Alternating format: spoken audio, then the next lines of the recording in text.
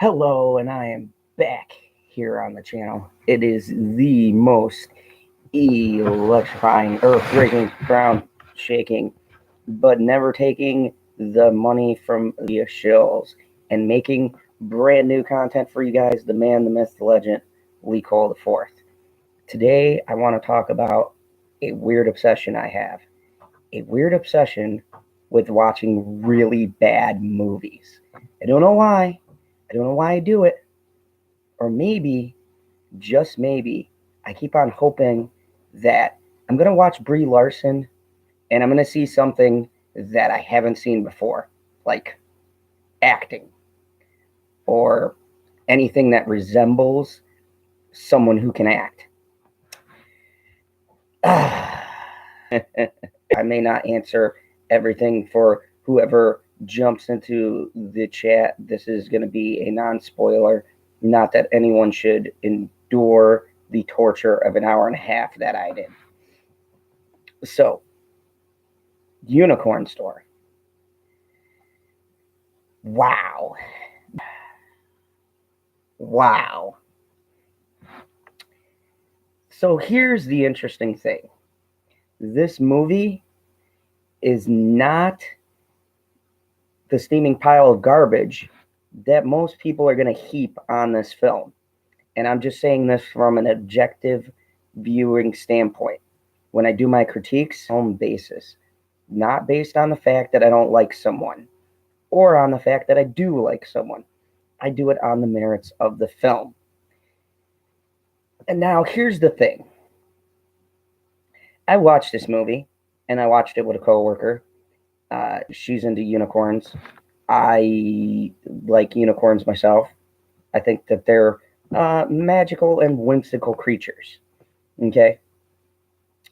Whilst I was watching this film, it occurred to me that this movie, on the whole, is not a bad movie conceptually wise. So I'm going to do this review like I do any other review. I'm going to give you what the movie's about, the pros, the cons, and whether or not you should waste an hour of your half of your life like I did. So the overall kind of story, if you want to call it that, is it's based on this girl who goes to art school, and she has a weird obsession with unicorns, and she's trying to I may spoil a few things. I don't know. We'll see how it goes, because I don't think anyone really wants to watch this film. But Star Woke, I'm an objective critic, so I'm going to critique this critically with my critical eye, and I'm not going to be really hard as some people have been, because to my detriment, this movie does have good points to it. It's just bogged down by I don't even know what. Okay. So here we go. The overall gist of the movie is, like I was saying, Brie Larson plays a girl who has a real artistic eye, but somewhere in her art is weaved this ideal of unicorns and or drawing unicorns. Now, on the surface, this seems like a really stupid concept, but actually, artistic-wise, it is kind of interesting to see. The movie has a lot of deadpan humor in it, and I'll get to that. But the gist of the movie is she's failed out of art school, essentially, and she's trying to find her place in life and what she wants to do. So she wakes up and she feels like she has to fit in the corporate structure because that's the way her parents and everyone is telling her to lean. Now, on the surface, this does have a very good concept in the fact of finding your way and yada, yada, yada. So, I mean, that's the gist of the movie. It's essentially a person trying to find their way. She meets up with Samuel L. Jackson with an opportunity to buy a unicorn. And I kid you not, this is going to get to the end of my critique, because, oh boy, this movie... Okay, So for the good points, for the good points, from an artistic standpoint, the movie is very well shot. Okay, I'm not gonna lie. Things about the premise of this film kept me engaged. First off, Samuel L. Jackson is very good in anything he does, and yet again, he proves this. So Samuel L. Jackson would be a big key point. Very weird character that doesn't work, but yet Samuel L. Jackson has the flair to pull off a pink dress suit. I'm not even kidding you. The man wears a pink dress suit.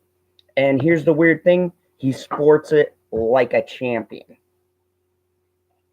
And the in the center of this movie is the idea of duality.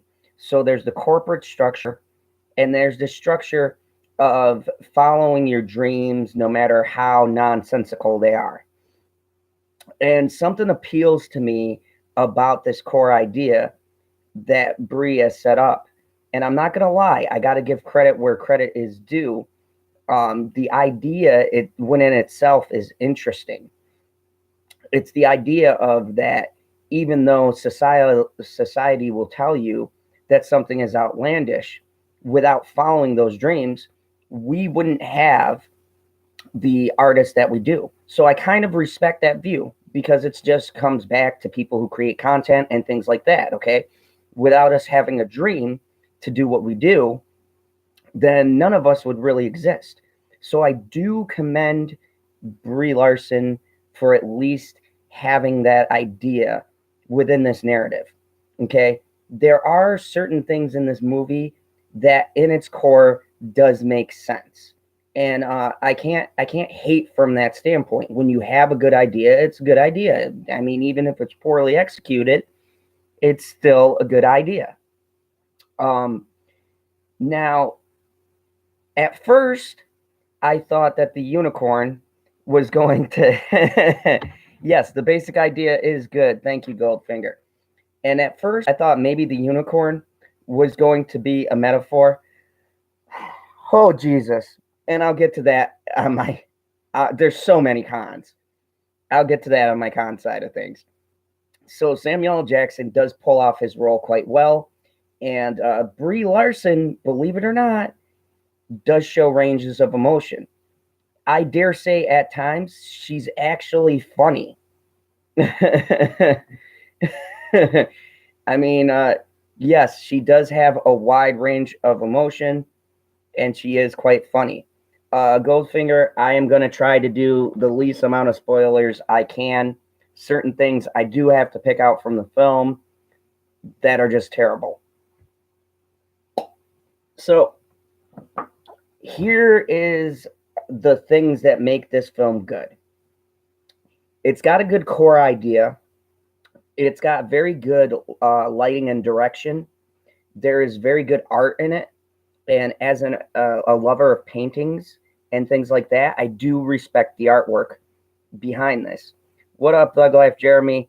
I suffered through the unicorn store, and now I am expressing to you guys my pain.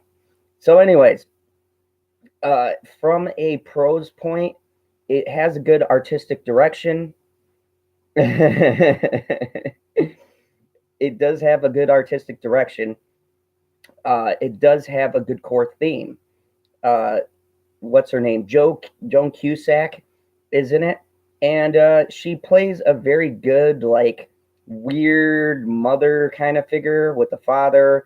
They're weird, like, millennial parents. So, anyways, I have a feeling whoever watches this review is not going to care about this movie. So, yes, I am strong-willed.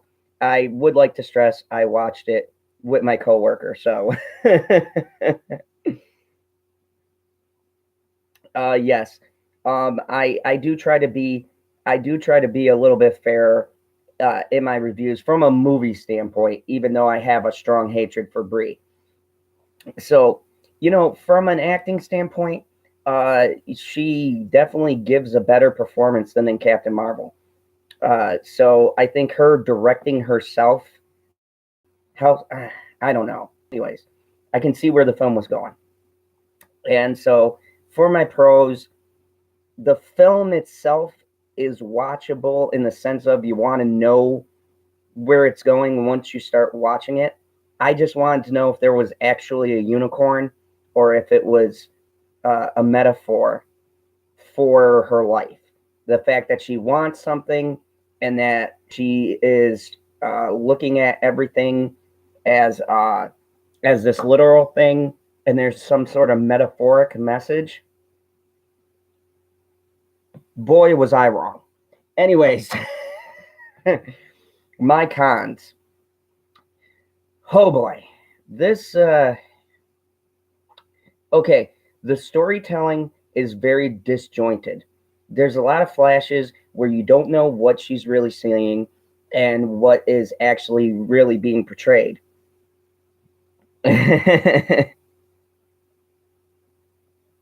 Yeah, the Avengers clip is horrible. But I'm still going to see Endgame because I trust the Russo brothers. That's a topic for another day.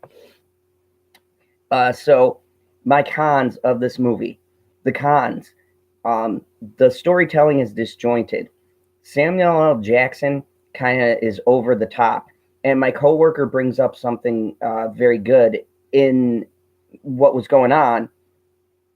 She is playing a failure, essentially, and she acts at it too hard. You know when you watch someone act and you can tell that they're really overselling the character. That's what's going on here. It's like you got the sense of what's going on with being kicked out of art school and all this. The setup for it was enough, but yet she puts too much in. Yeah, just like Padme, too much in to selling us the idea of being a failure. And at times it gets just annoying. It's like, okay, I know you're down on your luck, blah, blah, blah.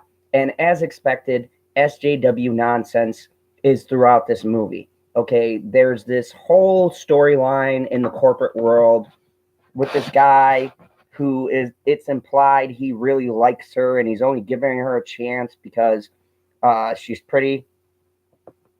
Okay, if you're into that thing. And so Brie Larson plays kind of a naive character and thinks that this guy just wants to see her ideas because she's creative. And this corporate guy is like the stereotypical corporate person that they try to portray in all these films where it's like, oh, look at him. He's got dry humor and he throws out these jokes about women. So he must be the evil corporate guy who's always trying to hold women back and all this stuff. And it's like, I'm watching this, I'm like, oh, come on now, really? But whatever, it's a few scenes.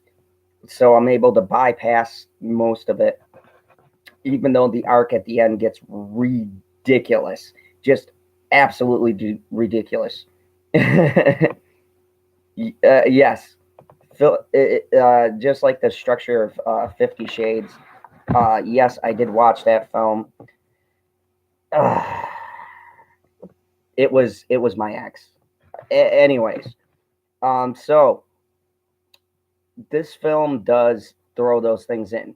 One thing I do like that it does is it throws in millennial parents, and they're supposed to be like caring and understanding, but it really just comes off as being like a forced thing and almost comical.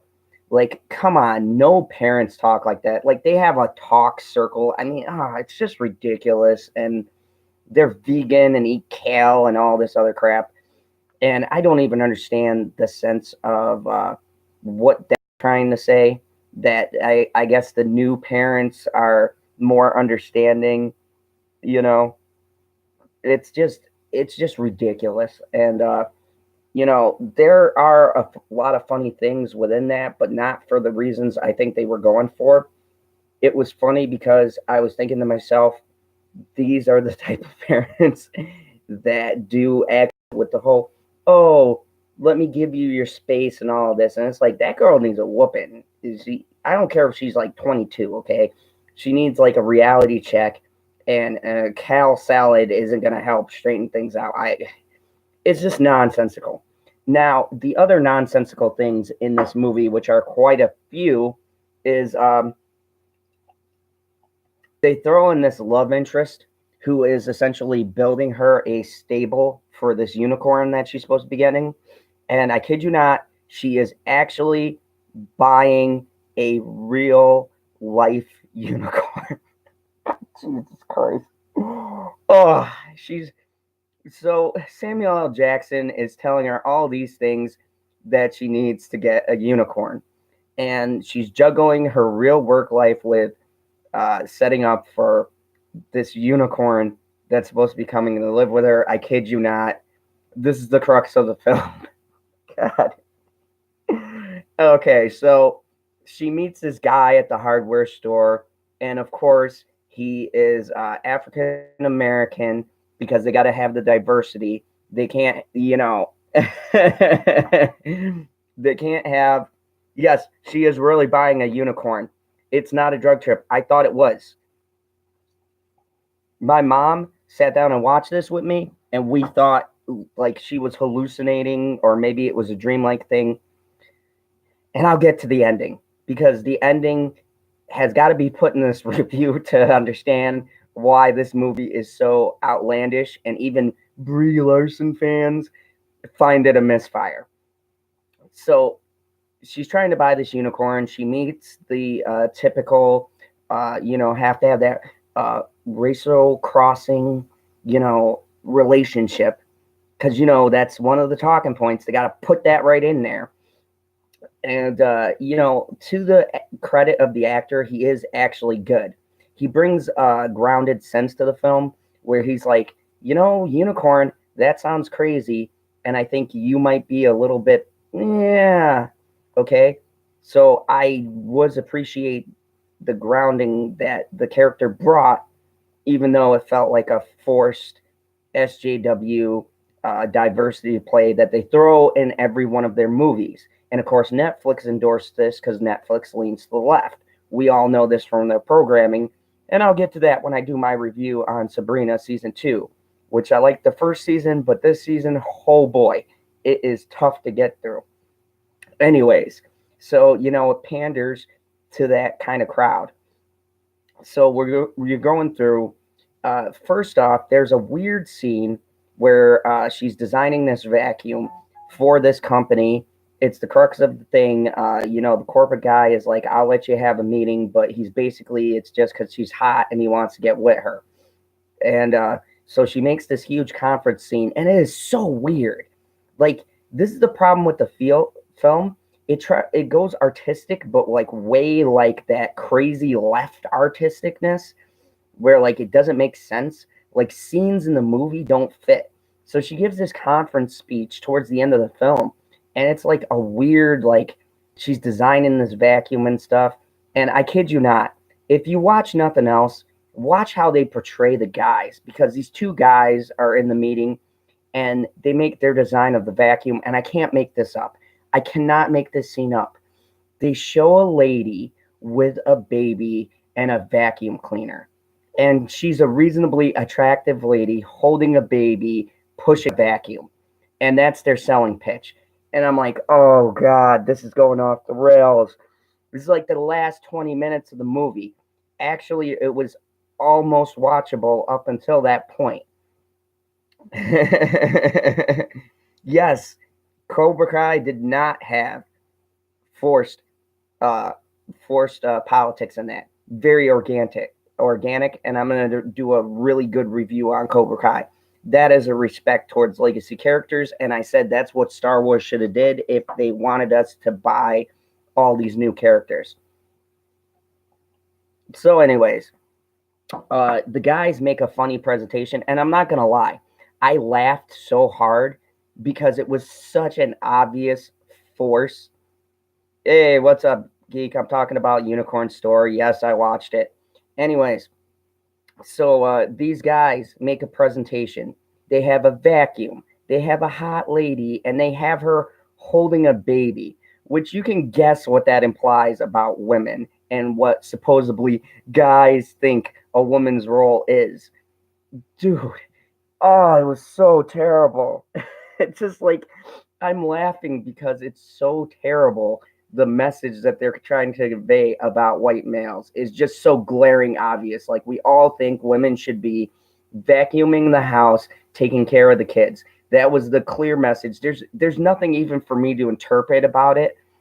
That is just that is just what is in there. Uh, are there butt doubles? No. Then again, I don't really look like Brie at Brie like that. I was really looking at the film, which is sad. So yeah,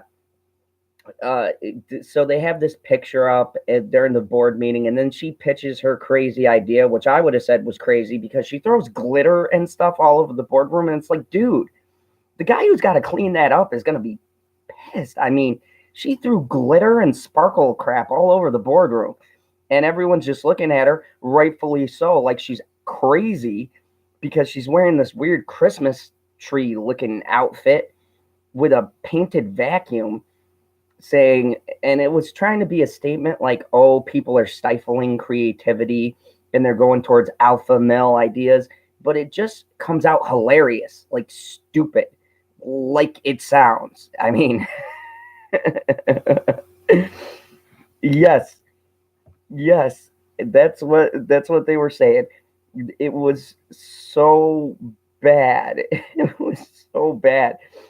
And the fact that they try to make it funny. But the most egregious thing, so there's an idea of her getting a unicorn in this thing, a real life unicorn. And I say to myself when we get to the ending, okay, this is a metaphor. This is a metaphor for life, and that, okay, we have childish things that we hold on to, but eventually you meet someone and you grow up, right?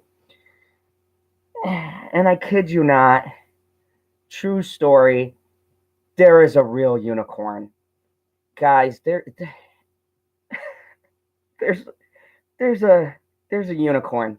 There is a real unicorn in this movie. Yes, Star Woke. That's what I said when I there's a unicorn standing in this like doorway thing because I guess Samuel L. Jackson only appears to certain people to snap them out of their funk, and she has a chance to purchase it. Oh, she has a chance to purchase a unicorn. I can't even make this up. I can't make this up. There's a real life unicorn at the end of the film. I don't know. Samuel L. Jackson is implied that he's a mythical person. He cures things that people want, kind of like in the Stephen King movie Needful Things, and that he sees that the person is worth getting whatever it is he's trying to get. And for her, it's a unicorn, and the man gets an actual unicorn. I mean, the horn and everything. To the unicorn's credit, it did look pretty real. Oh, I can't even believe I'm about to go into this from an artistic standpoint. The unicorn was pretty good looking. It was very convincing. Oh my god. There's a unicorn. Oh, why? Oh my god. I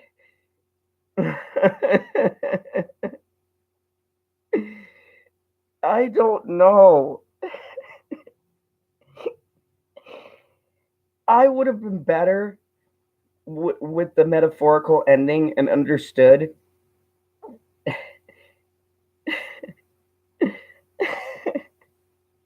Mary, I'm doing a review on the unicorn store, and I'm telling everyone, guess what? There is a unicorn in the movie at the ending. It's not a metaphor, people. There's no deeper meaning. And Mary, you missed the most important part of my review. The white males. Yes, yes, I'm reviewing Unicorn Store. I suffered through that for you guys. Um, So there, I was saying, Mary, there's a scene where she is working for a vacuum company, and they're making a design on their new vacuum, and I kid you not, yes, it's the Brie Larson movie. She's making a vacuum for these guys, and she puts up, or the males in the boardroom put up a picture, and Mary, I swear to God, you can just skip past to like the last 20 minutes of the film so you can laugh at this because I laughed hysterically. They show a beautiful woman holding a baby with a vacuum. You can't make this stuff up. I swear to God. The last 20 minutes of this film is like watching a train wreck. Like literally watching a train crashing is the only way I can describe this movie. It, oh my God. This is what I was doing all night watching this film. It does start off interesting enough for you to see what the heck is going on. And then it's like watching a car wreck at the end of this film. The last 20 minutes is a descent into madness and hysteria. Right? And there's a unicorn, Mary. There's a unicorn in this movie that Samuel L. Jackson has in a room that she can bring home and buy. And get this, at the end, she settles with her African American boyfriend because we have to have diversity.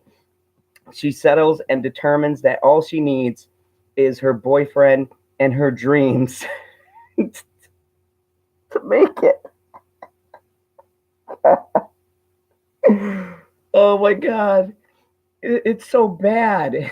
It's so bad. I thought Captain Marvel was bad, but Captain Marvel's now a masterpiece compared to the end of this film. God damn. I thought Brie Larson was a bad actress, but directing is just worse. It's worse.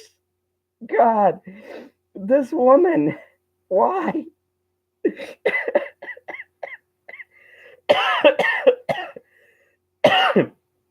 I'm sorry, guys. I'm sorry. This was probably the most hysterical 20 minutes of my life. Watching this was exactly what Hollywood is becoming. Like this film just magnifies everything we talk about. And the funny part is she tries to make a statement, but you wind up laughing and not taking this movie serious whatsoever. Oh my God. Like I can't believe it. I That's my cons. I mean, there's a unicorn. There really is a unicorn at the end of the film. And it's not a con towards horse lovers, okay? Horses are majestic creatures, all right?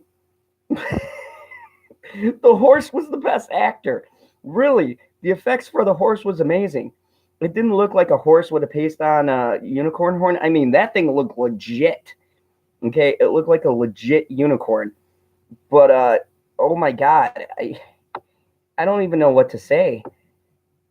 Just like I don't know what to say about this movie.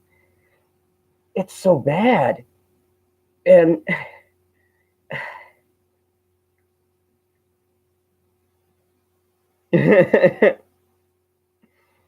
no, she didn't ride the unicorn. Me, me, and the person watching this said, "Well, if the unicorn is real, at least make it worth watching this and take a lap around the block on the unicorn." Proper, I swear to God, watch the last 20 minutes. You skip the rest of the movie, watch the last 20 minutes of this film. Here we go. Hold on a second. Bam. There we go. Half darkness, half light. Must like my channel. I'm a contrast. Proper, this isn't even a spoiler, man. I'm doing you a favor. This thing is a train wreck. This is a train wreck. Don't watch the first hour of this film. Skip past to the last 20 minutes and watch how horrible this film is. Proper, I kid you not. I gotta tell you this, buddy. They literally have, okay, she's designing a vacuum for this company, they literally have a scene where they show where they show a reasonably hot girl holding a vacuum with a baby. I kid you not. Yes, proper. Thank you, man. Anyways, I wasn't really paying attention to her. I was trying to watch the film. I don't know why. My God, this movie. Anyone who comes out and says this movie is good is doing a lot of psychotropic drugs, and they are seeing something that I'm not. This movie is bad. This movie makes my viewing of Captain Marvel seem like a masterpiece. Okay. I mean, whether you like or hate Captain Marvel, and I hate Captain Marvel, at least on some level you can watch it. This movie is just. When are we going to get this woman out of Hollywood? She is by far the most terrible actress, the most terrible director. She is bad on every level that you can be bad at something. It's just like, I mean, I have never. Okay, I'm going to get into my final thoughts now. I have never seen in my lifetime. I watched Fear of Loathing in Las Vegas, that Johnny Depp film, and that's a pretty trippy film. Great movie, but very trippy. Lots of things going down in that film. But that was a true artistic movie about drug use and things like that, just like Requiem for a Dream. These are all independent films that were handled, and they're more lean towards the artistic side. They'll have that niche autistic audience, but we can agree there's a lot of good choices made in those movies. This one tries to be artistic in all the wrong ways, in every possible way that a movie can be wrong. No, I would not even put The Postman anywhere near this movie. Okay, anything that anyone has ever done. Brie does vacuum. Yes, Brie does vacuum, or tries to vacuum up the boardroom. It's just terrible, guys. It's a bad movie. This is why normal people said that this movie was a misfire. Okay, people who are on the Brie Larson train, even somewhat on a conscious level, realize this movie is terrible. And here's a fun fact. This movie has been out for a while, and no one wanted to touch it until she did Captain Marvel. Now is her opportunity to just do every stupid project that comes into her SJW mind. And I really hope she does more, because I got to say, yeah, this is my final thought. I got to say, this movie is bad in the sense of you will laugh hysterically at how nonsensical this whole thing is. And when you get to the ending, or if you just want to skip to the last 20-25 minutes of the film, you will have a good laugh. I literally thought I was going to die laughing at how bad the end of this movie was. A unicorn. Jesus Christ. Unicorn. Oh, and then she's like, this unicorn isn't.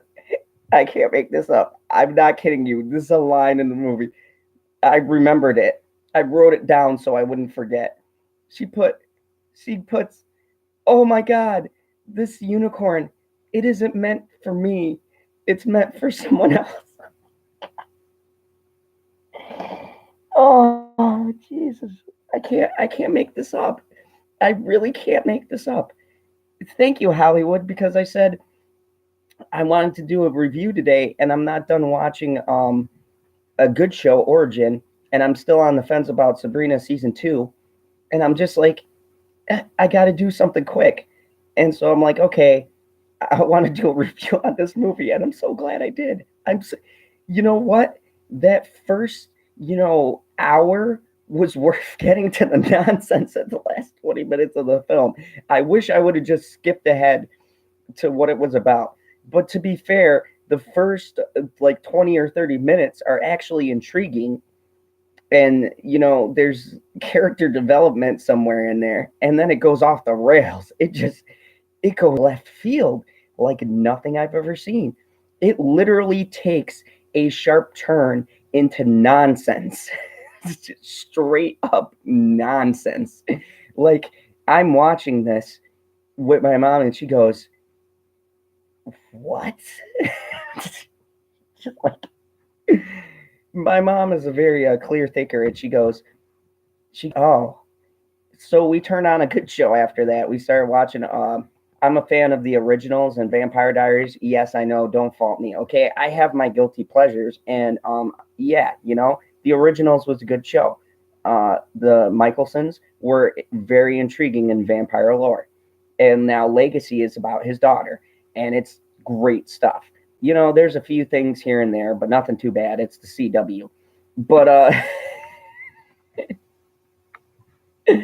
I wish that was in the film Star Woke.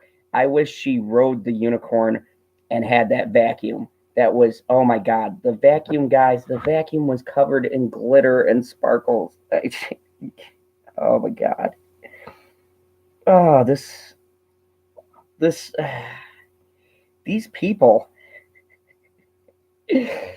Oh, these people. But yeah, these people. I don't know what to say. I don't know what to say about them. But SJWs make for a good conversation piece. I mean, and this movie makes for an interesting study on how to not make a film ever. You're welcome. You're welcome. So yeah, I probably piqued people's interest in this film. But really, you should watch it.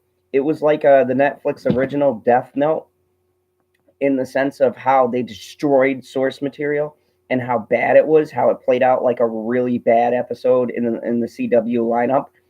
I mean, but at least Death Note, I could be mad at watching and kind of watch it through. I hated that because I love the anime.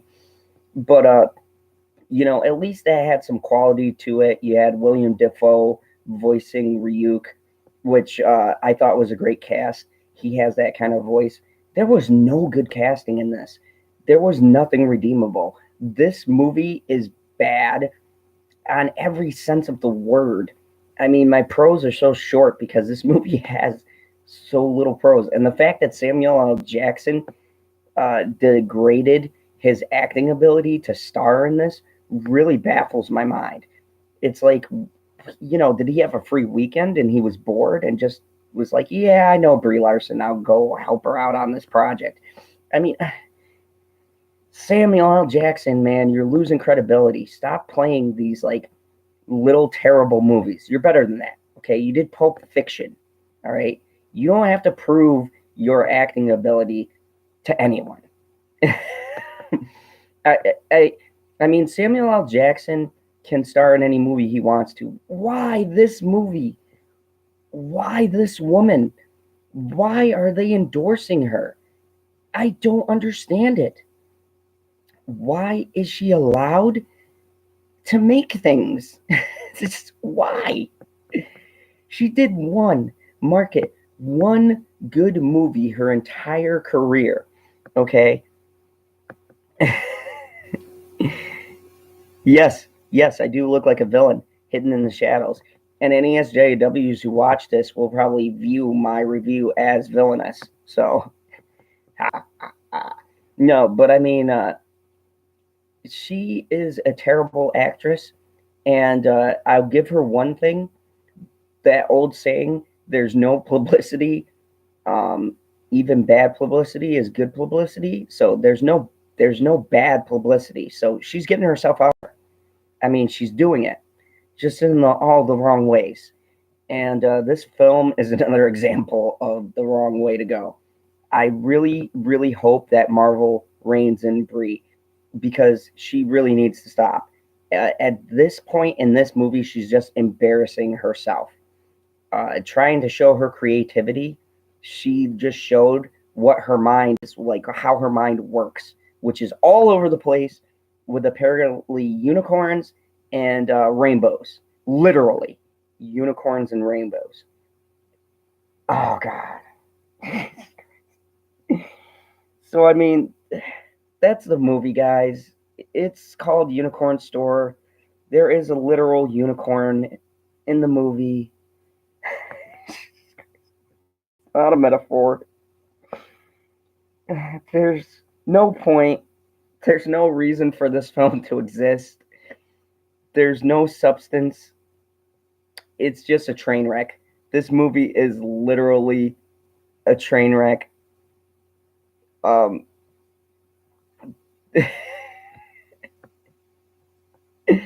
I can't wait to see if EVS or anyone covers this. I know I'm probably one of the first people in our community who actually wanted to touch this film because I'm a masochist. And oh God, I got to tell you, it was entertaining. It was entertaining watching it fall apart. that last 20 minutes, that last 20 minutes made me feel vindicated in actually watching this. So.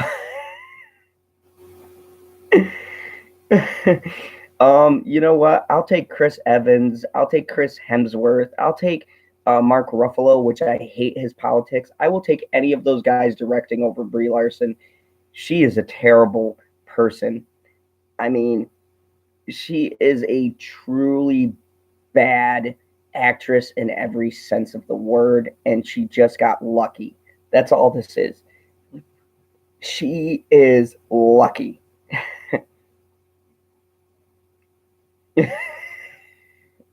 No, no, geek. Don't sit through this a second time. I will never touch this movie again. I can never go through this movie again. I can never subject myself to this movie again. Captain Marvel twice for me was enough for a lifetime, and I'd still watch Captain Marvel over this film 100 times because that's how bad this movie is. This movie goes so far left. I've never seen a movie go this far off the rails. It's astonishing. I've never seen someone single-handedly make a worse film towards the last 20 minutes of a film like this. And I've watched some pretty bad movies. I mean, that movie, The Room, where every choice was nonsensical and out there, at least there was love and passion in that film. This is just madness. This is like looking in a crazy SJW's mind for a good hour and a half. And I got to see what these people think about. It's a scary thing. It is an out of touch with reality thing. I mean, these people really do, in every sense of the word, live in a cartoon fictional world with unicorns, literal unicorns. Oh God. So in close, guys, don't watch this movie ever. Just, I probably piqued your interest now, but seriously, if you're gonna watch this movie, skip the first 45 50 minutes of the film. Skip to about the back end, like I'd say the 25-minute mark, and just watch the whole ending for a good laugh. This is labeled under a comedy. This is the first thing Netflix got right. It is a comedy. It is. It's a comedy in every sense of the word. So this is Lee Cole the Fourth laughing hysterically. Yes, go and watch the ending. Oh my God. This has been Lee Cole the Fourth laughing hysterically at a really poorly made film. If you like my content, please smash that melee button. Please go subscribe if you are new to this channel. And please make sure that everyone in the chat, you're hitting them, you're subscribing to them, and let's show our level-headed thinking community love, because these SJWs are nuts. These guys are out of their mind. Their films are crazy. The people who make them are crazy. They're crazy. I mean, literally, they are out of their minds. Crazy people. And guys, guys, we got to stop this, okay? We've got to save people from these experiences because, my God, if cinema goes this way, we are all in trouble. We all need to pack it up and just like start making our own movies at this point because this is bad. This is really bad. This is really, really, really bad. Oh God. Anyways, that's all I got for you guys. And Jesus Christ. Me and yeah. Yeah, oh God. I don't even know if you want to waste a dollar in the dollar bin where this movie is gonna wind up. Oh God, this is Lee Cole the Fourth. I'll be at the movie theaters tonight trying to think about my life choices that led me to watching Unicorn Store. So me and Goose the Cat will see you at the movies. Oh God. Ah.